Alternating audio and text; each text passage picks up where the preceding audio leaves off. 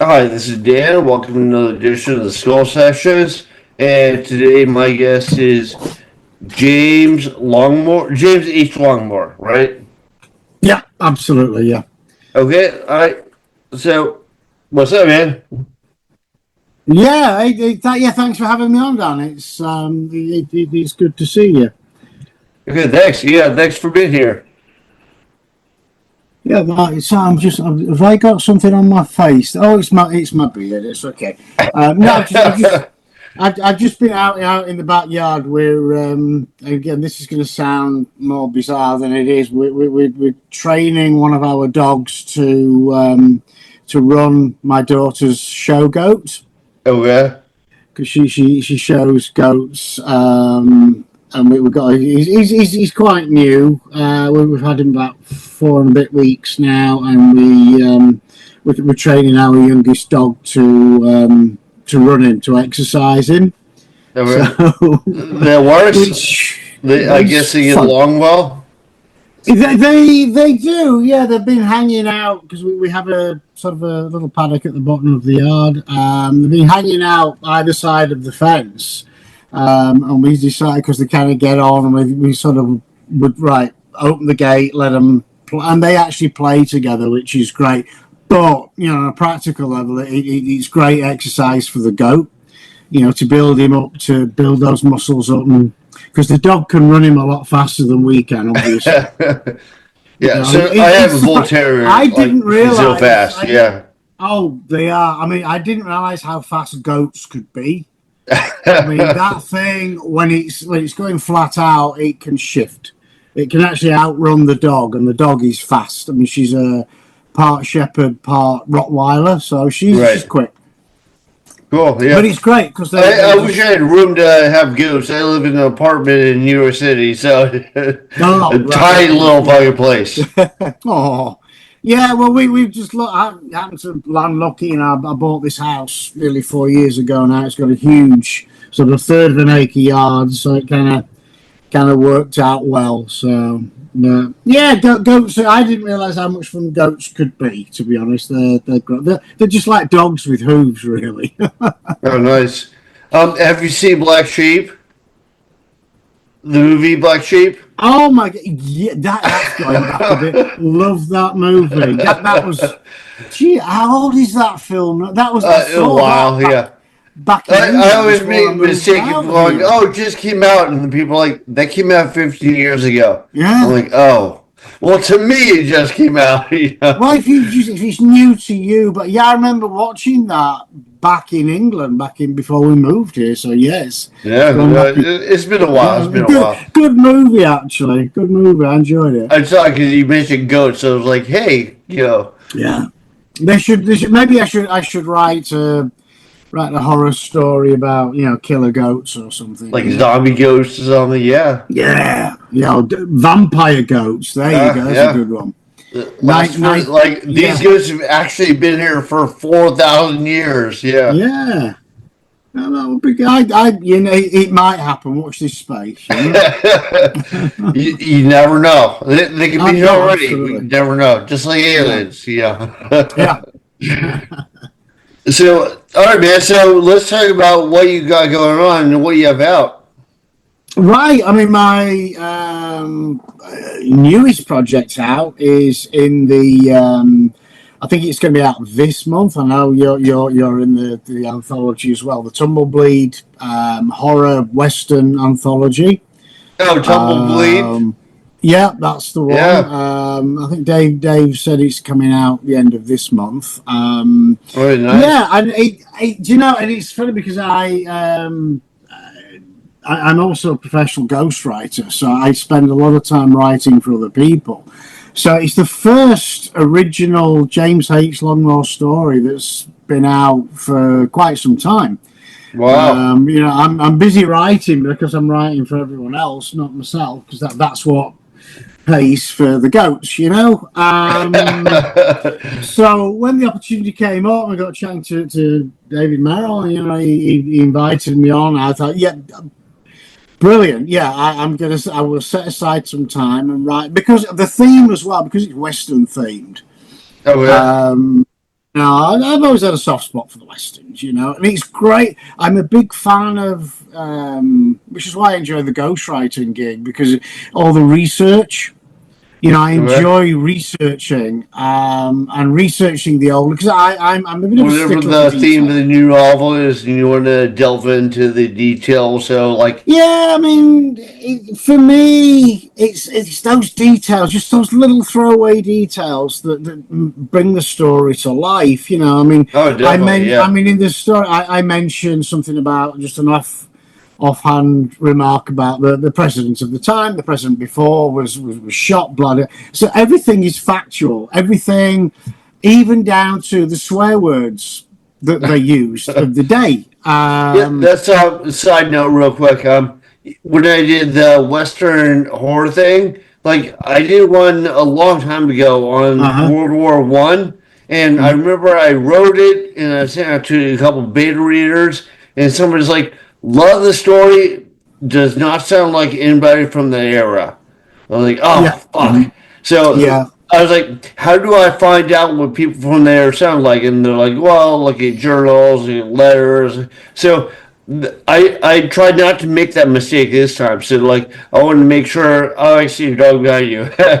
um, No, oh yeah, so one of the dogs. That's our old boy. He doesn't run around after anything. But but no, I mean it I does. made sure like I looked up like common like swear words Yeah, and like even things that you order like when you order a beer, that's not what they call it. And when somebody's alive, they call it a flannel mouth. mhm, yeah. So like I was looking up like all these kind of. I was trying not to get so obscure that you have no idea what it's talking about, but I wanted to give a little authenticity to it. Well, I mean, you have to. Yeah, I mean, I say I looked up obviously swear words. I looked up, the popular guns, the firearms of the day. I looked up because there's a brothel involved in the story, so I looked up the alternative, the names they used for the hookers in the day, and I mean, I love all of that. It's just absolutely fascinating, and for me, it brings it, like you say, instead of if I use, I mean, remarkably from the 1800s, a lot of the swear words are the same. To be Right. honest, but they have some peculiar ones and some that they wouldn't, that obviously hadn't been invented by then. But like as you found, it's yeah, I think it's important for me, as a reader, Right. something like that can just put, and it's kind of funny because I've been watching there's been a few decent Western series on Netflix, I think, on Netflix, I think, and I've been watching those. It kind of got me in the mood for Westerns, and whereas before, if they said the F word, I'd have thought, oh, yeah, no. But yeah, they used to say fuck all the Oh time. yeah. That was a Actually, a very lot more. popular.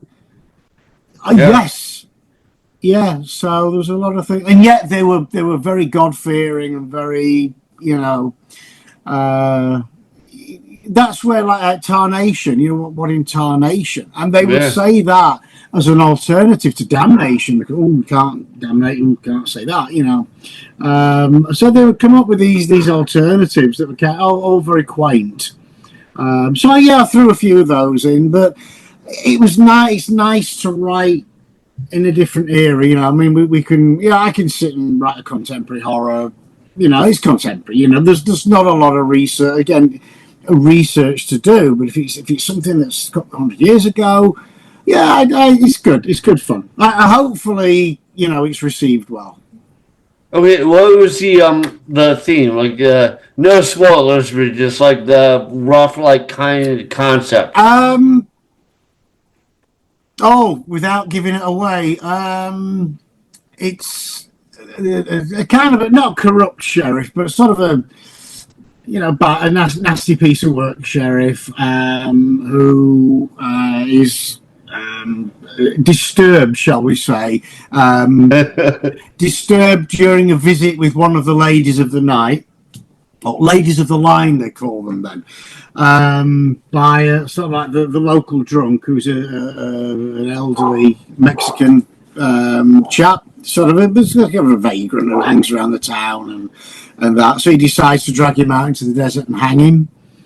And there's a cactus involved. Again, I don't want to give too much away. There's a cactus involved, and it's. I don't. Yeah, I mean, basically, it actually, when I was thinking about it, the idea just sort of floated into my head about the cactus sort of taking over the human body, taking over the human. So it's kind of part body horror, part supernatural.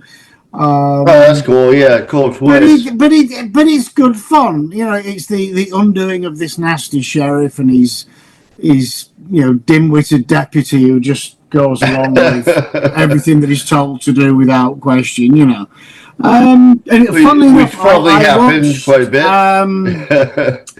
Yeah, I wanted the last series I watched with. Oh God, what was it called? It was the guy who played Preacher. Oh, you're not talking about Deadwood, are you? No, it was a more recent one. I finished watching it a couple of weeks ago, and there the sheriff was, and this is totally coincidental. There the sheriff was a nasty piece of work who had a dim-witted deputy, you know. So it's like maybe it happened more often than I thought, you know. Did you see Bone Tomahawk? Yeah, I watched that, and I was I saw that a few years ago. Yeah.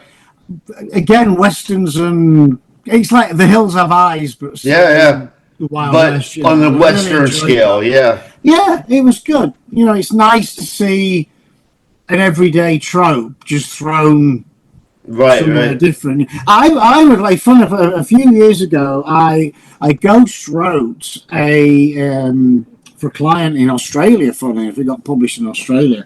It was let me get this. It was a young adult Regency period. Okay. No, that was Regency period set in. What was that? What was the Regency period? It's sort of the early 1700s back in England. Okay. Sorry, late 1700s, early 1800s. Okay. It was at the time when King George, who was mad, who went mad. It was Mad King George, yeah. And it was the King George who lost America for England. Yeah. So it's around that time.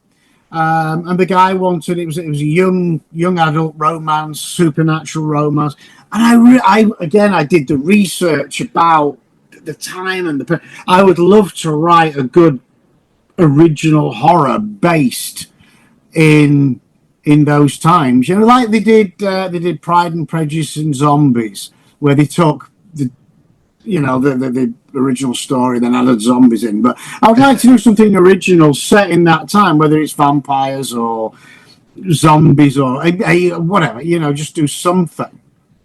Werewolves, there's a good one. Werewolves in Regency period London, that'd be brilliant. When you, I have a question about ghostwriting. So when you ghostwrite something, how much do they bring to it? Like, how much of the idea or the concept or whatever, and how much do you fill in? Do you know, it varies. I mean, I've done a lot. I mean, I've kind of, it's been over 10 years now I've been professionally ghostwriting, and some come with a very, very definite plan. Some have it all written out, almost chapter by chapter. I want this to happen and this to happen. And then some, fun enough, the Australian guy, the brief he gave me for that story was it has to be young adult, it has to be set in Regency period Britain, and the lead character's name is Emily. That was it. Wow. So from that brief, I literally, and it was great because I had free reign.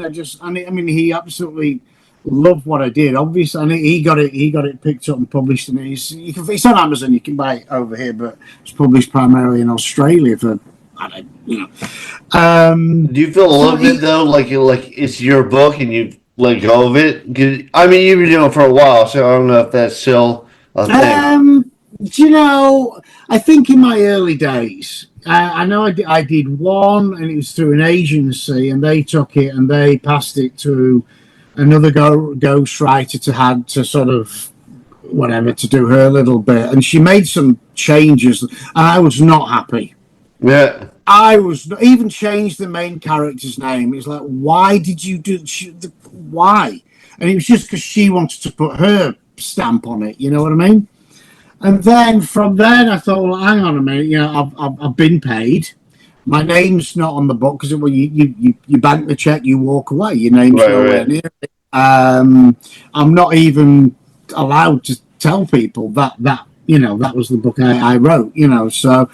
But again, like I said, over the years now, I take pride in what I do. I enjoy it, and there's obviously it's always going to be part of me in there. But you know, they put it out with their name on, and it's their book, and that's fine with me. But it's good. It's good for good for the clients because they have these great ideas, and either they don't have the time or they just don't have the what's the word? I don't want to sound big-headed. They don't have the talent. They don't have the skill. That's the word. They don't have the skill to bring it to life. It definitely takes a lot of skill. Like I went to art school and I was like big on arts. It takes forever to get to a certain point in arts, but then I started writing. I was like, well, I've been reading lots of books my whole life. I live on like little tiny army bases and read stacks of books. So I was like, I know what I'm doing. And then I went into it, and it's like, now I look back at what I wrote, I was like, dude, what was wrong with me? But it's like, then I took like seminars from like Stephen King, like his underwriting seminar, and from Alan Moore and stuff. And I was like, there was so much I didn't know in those days. There's so much to it, so much involved.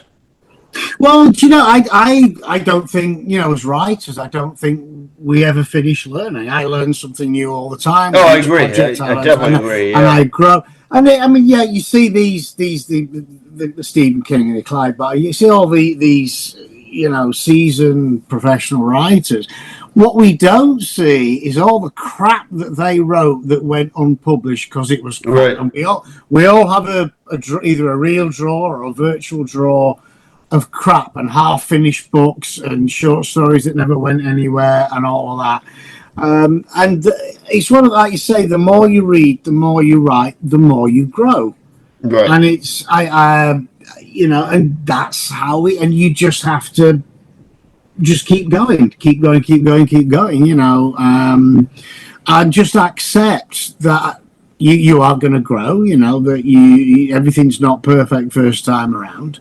With my publisher hat on with Hellbound Books Publishing that I started almost 10 years ago now. We do obviously horror and all things dark.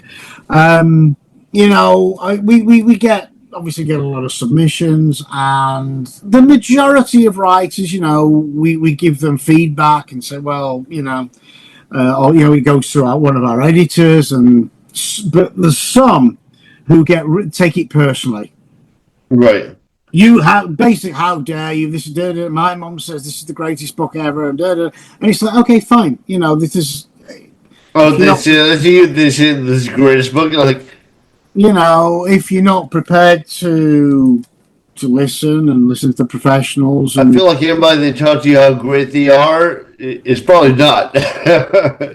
Well, none of us are. I mean, I whatever I write, I use editors because the worst person to edit your work is you. To be honest, as a writer, the writer should, we can polish it, and then obviously the editor does that because it's that fresh set of eyes. I think you're right. Like it really needs the author to polish it, but you don't even recognize like you used this word like 3 sentences ago, or like this turn of phrase, or like this is like past tense and it should have been like present tense or whatever. Well, it's easy. I mean, you because we go through it and go. Yeah, exactly. I think Stephen King calls it sounds like almost like a blindness. Because your brain knows what's happening. Right. Your brain's sort of filling in. And I remember my novel Peed, which was about killer centipedes, which is one of my favourites. And my girl is scared. She's terrified of centipedes. I hate them. I really. She's like anything with having legs is terrifying. Exactly. Perfect. Yeah, that's what I say. He's got far too many legs. Just spiders. Fine. They've got eight, but they've got 32 pairs, so 64. Nobody needs 64 legs. Nobody. But anyway, so a little side note, real quick. Yeah. I was like looking up like ancient prehistoric creatures. Mm. You know how big centipedes used to be? They used to be enormous. They got to like a meter long, like 3 feet long, and they the say biggest over here are about a foot long now. But because insects breathe through like holes in their body, and because the oxygen concentration is decreased in the earth, now they have to be smaller, but they used to be much bigger. Thank God for that. Thank God for lower. But then again, the I think the biggest one, which is the Vietnamese yellow-legged, which is in my story, and they're over a foot long. I mean, that's this. Wow. And the thing is with them is that they're venomous not only at both ends. They can bite you at that end and they can sting you at that end. They actually ooze venom out of their feet. So they are venomous all over.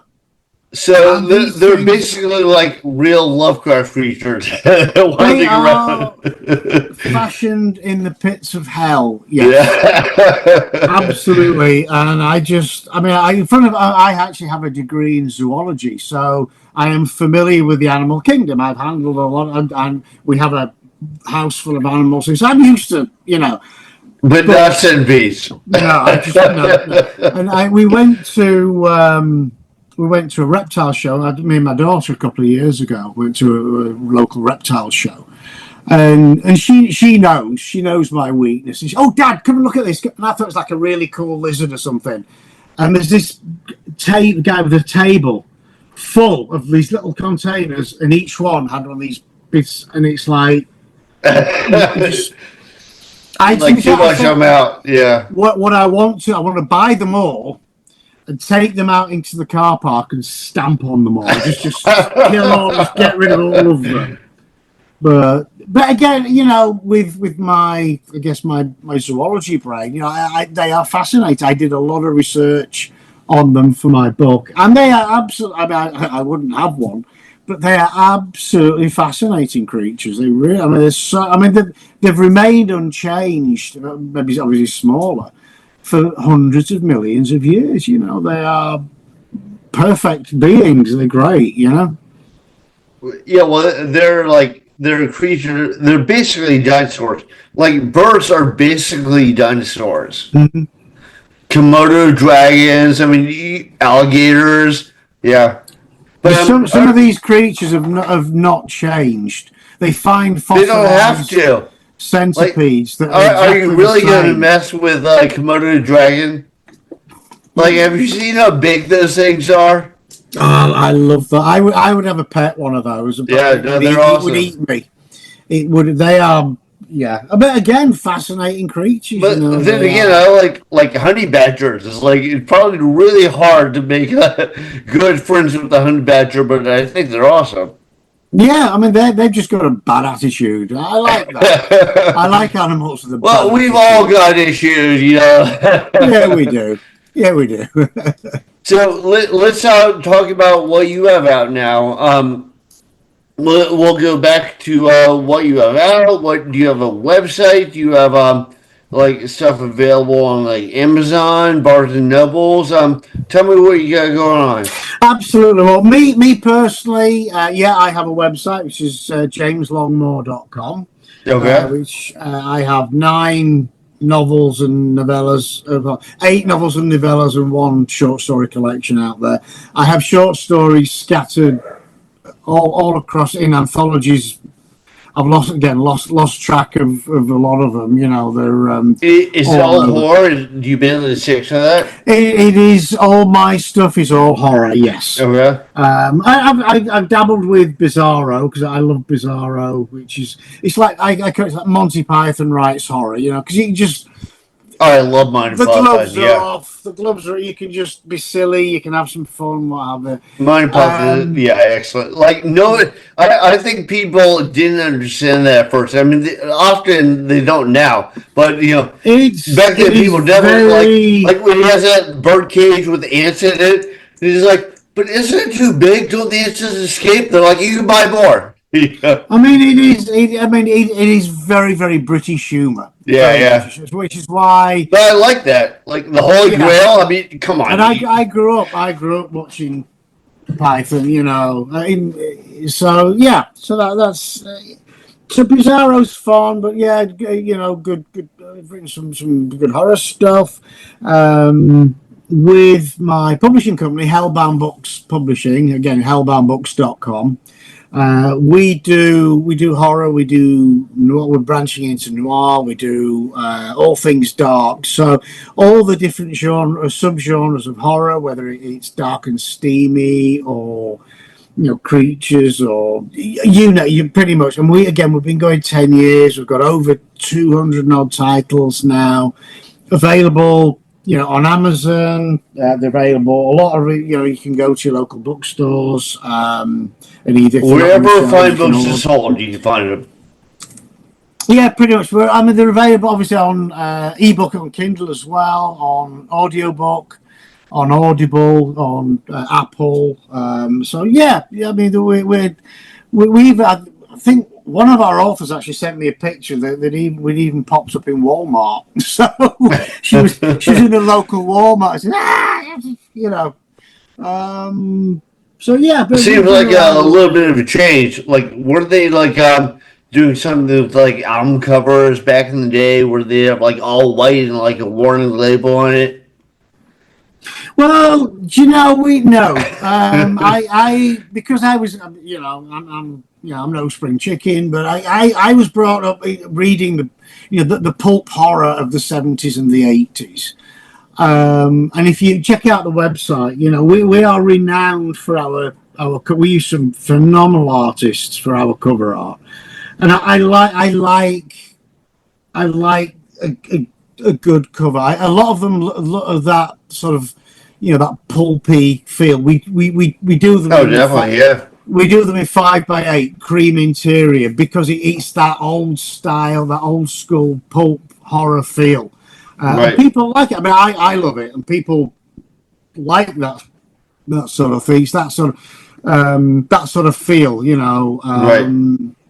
So yeah, yeah. But it's been fun, I mean, it's kind of weird because from our humble beginnings, we published some of the authors I've grown up reading. Ramsey Campbell, Yeah. we actually had him on our podcast Oh, last nice. year. We had Jack Ketchum. We published him. Guy Yeah. Ennis. Sadly, a lot of them are not with us anymore. Richard Chismar, who is with us still.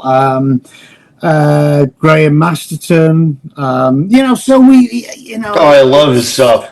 And he actually did a Western, and I was like, with him, I'll try the Western. It was actually really good. mhm. Like normally he does like a lot of horror stuff that's awesome, but here he did like a Western, and it wasn't like straight up horror, but it was a little bit dark tinted, but it was awesome. Yeah, It's funny. I was watching some horror anthology series on Prime. Yeah, you just flick through and that looks all right.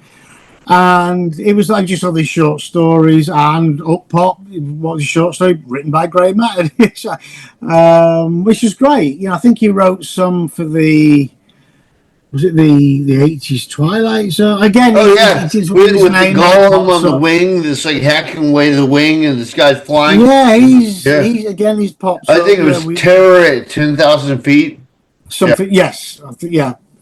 So yeah, but it's kind of a kind of trippy, but our core business is to give up and coming horror writers the opportunity. We publish some great original new stuff, and we always look for different. You know what I mean? You know, people Right. come at us, oh, you know, this is the next, you know, I'm the next Stephen King. This is the next Shining. Well, I'm not looking for the next Shining. I'm looking for the first you know, the Yeah. first this book that is unique, is different. You know, even if it's, you know, if it's zombies, you know, fine, do zombies or vampires, whatever, but make it your own. Make it, put a different spin on it. Don't do You another know, Walking Dead. Yeah. no, again, I mean, Walking Dead was great, but it's been done. You know, do Right. something different with zombies. And finally, having said that, I am actually co-writing a vampire novel with a well-known British comedian, Oh yeah. a guy called Joe Pasquale. I mean, I don't think you probably don't know him over here, but look him up, a very, very funny guy. Again, you know, I sort of grew up watching him on the TV. Very funny guy, and kind of around our circles sort of intertwined, and we got chatting. We published his short story collection a couple of years ago, and I said, Jay, have you? Because he writes incredibly well. I said, have you considered doing a novel? And basically, I bullied him into it. So you know, we're sort of back and forth. I mean, he's very busy gigging and he's touring at the moment and what have you. But we're doing it. Yeah, a couple of chapters at a time, and it's going to be. It's set in Whitby, which is where Dracula came, landed in England in the story, you know, so that there's its roots in that, and yeah, it's again, we're putting our own spin on it, and it's got a dark humour in it, and I'm enjoying. It's only the second collaboration I've ever done. I did a collaboration on a short story many years ago. So it's good. It's good for me to, to try and play well with others, you know. With I've never done a book collaboration. How close does your writing style have to be to like the person writing it with you? Sorry, say that again. How close? How close does your writing style have to be? Because I would Um, imagine as a collaboration, you can have people that are yeah, diametrically opposite, and it's like broken up into segments. yeah. I mean, we have different styles, but because I sort of worked on his short story collection, you know, what we'll do, he's writing his bit, I'll write my bit. Then when we're done, I'm going to go through the whole thing and Okay, make sure just gonna that, make it a little more fluid. yeah, so there's not that, oh, that's Joe's bit, that's Jim's bit, Okay, so right, it's right, just, I mean, obviously I'm not going to be, you know, his bit's going to, you know, but like you said, yeah, just to even it out so it does, right. it sort of fits, you know. But it's good fun. It's good. He's a great guy to, you know, to collaborate with, you know, and he's very funny as well, which helps. Okay. Yeah, so you're enjoying it. You're enjoying the process.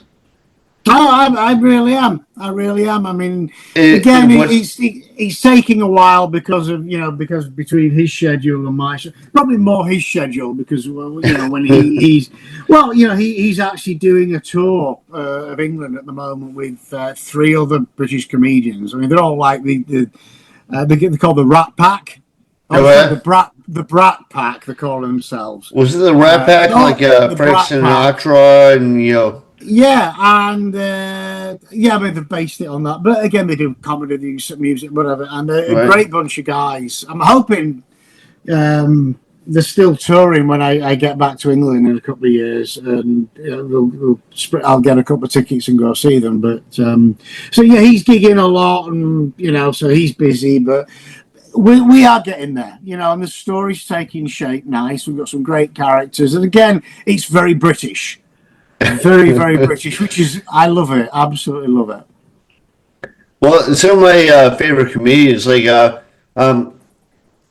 Jimmy Carr or God, James. I Yeah, love Jimmy Carr. yeah, Yeah. he's hilarious. Mm. Um, but all right, so what do you have a personal website or is it a website for the publishing house? Well, I'm on both. My personal website is jameslongmore.com. Okay. The publishing house is hellboundbooks.com or hellboundbookspublishing.com. Both will get you there. Mine are on there as well, plus everybody else's. But check Wait, out on the my Hellbound website. books or on your personal site or both?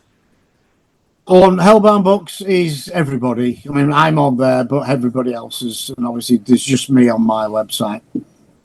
Okay, but like if they wanted to get you to like sign something, like Yeah, sign them, absolutely. or they Yeah, want I to see your mean, copy. they can contact me through the website or through Hellbound Books. Either way, yeah, I can do signed copies.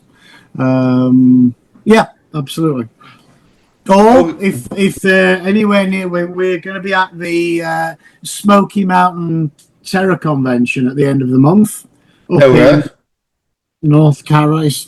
North Carolina. It's actually my business partner lives up there, so I'm going to drag my ass up there to go and have 3 days at the TerraCon, which will be fun. They're great. We did LA HorrorCon last year, which was great, absolutely great fun. So yeah.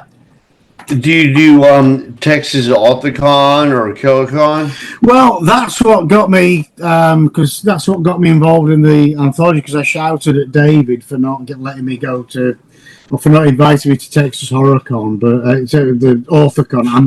I'm doing the Houston Horror Film Con Oh, right, right. in August, and I'm doing Yeah, the I know independent. Dicey and Chantel keep telling me I gotta do it, but it's Yeah, always the same weekend as KillerCon, but this yes, it weekend is. it's Yeah, different, a different weekend. So I yeah. might, I was like, well, I might do it. They're like, oh, it's already sold out. I was like, Well, oh, yeah, because we got in early, but because I mean I live in Houston, it makes a lot of sense to do that.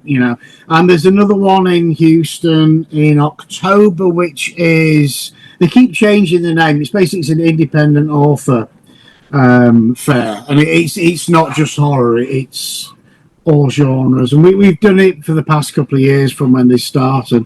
And again, it's great. It's nice to meet readers and chat with people, horror lovers, and all that. It's nice to be among my people. It's great. right. So do you have any projects that are like about to come out, or that you like, look for aside from Tumbleweed, which I think is out already. Yeah, I think it's available. I think the ebook is available. I think the paperback he said would be available because I was hoping to have a couple of copies to take to Smoky Mountain, but it's not going to be ready in time. But I'm not sure because I haven't seen any. It could be out. Well, I know the if I you're know at the ebook AuthorCon, is. I'll have copies for you. Yeah, well, as soon as they're available, I'm going to tap David up for a couple of copies. So Okay. absolutely, yeah, absolutely. But yeah, I'm looking forward to read. I'm looking forward to reading everybody's. And seeing what I did everybody's done. a sort of like Cowboys versus aliens, but the aliens are actually the good guys. Oh, nice one. That's good. So we'll see. I will. Again, I shall look for. Well, he said, he could see if he wanted a ARC copy, but I thought no, no, I'm gonna. I like paper. You know what I mean? I Right. want I want the paper in my hand, and I want to Yeah, I have a hard sit and time read it. reading like electronic Yeah, books. Yeah, I no, need the paperback in front of me. Yeah. yeah, absolutely, yeah. I'm right there with you. Okay. Last question. I don't want to keep you here all day, but I have a couple more questions. One is people hate to do this, but if you had to say yourself is kind of like somebody else's, um, who would you say it's like? And I'm not saying like a copy of it, but I'm saying if you like this guy's stuff, you'd like my stuff. Um, that's a good question. I think James Herbert is a great, sadly passed away, great British horror writer. He's lauded as the father of splatterpunk. James Herbert. Yeah, I've read some of his stuff. Yeah. Yeah, I'm just trying to think. I mean, everybody says Stephen King, and I don't think I'm.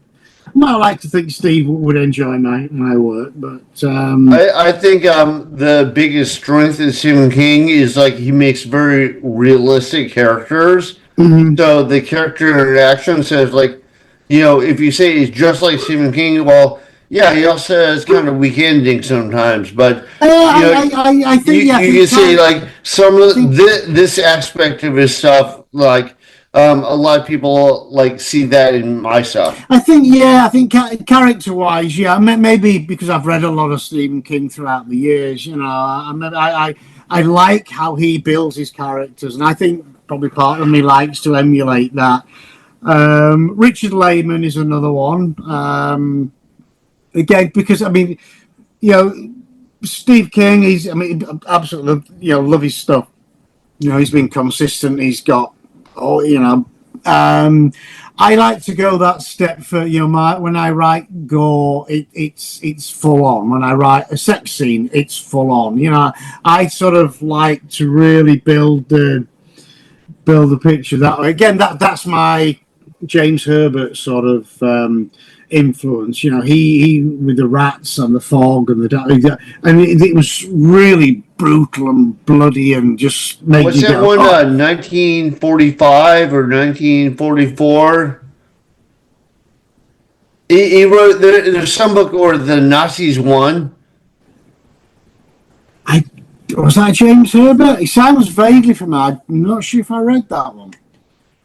Well, I read it, like I said, and Yeah, I'm pretty sure it's the same guy. I don't it know. may My well be. memory's It not may the well be. greatest, but I mean, I because I loved his early stuff, and then he started speaking more sort of like ghosts and hauntings and sort of that sort of thing. Which for me, no, I'm not really. I like the blood and guts, and I like the monsters and the werewolves and the centipedes and all that, and the demons. And he what you kind just of, feel is he it was a little kind bit of too much like just fill in the blanks, like phone it in. Yeah, no, he sort of went a little bit, a bit too mild for me. I mean, Yeah. great stuff. He did write some really good stuff, but not really my thing. Get hauntings and haunted cottages and that sort of thing. Not really my sort of thing. If there's a haunting, I want it to be a brutal one. So. Right. Okay, so is there something else that's coming out from you? Pretty soon that people should look out for. Nothing imminent, as I say. I'm hoping. Times I'm hoping that the vampire novel will be out for the end of the year. That's the objective. So we're working towards that. Again, it depends on a lot on. Do you have updates of that on like Facebook or website or like where would people check? No, it's all very under wraps at the moment. But the best place to get a hold of you is on your website.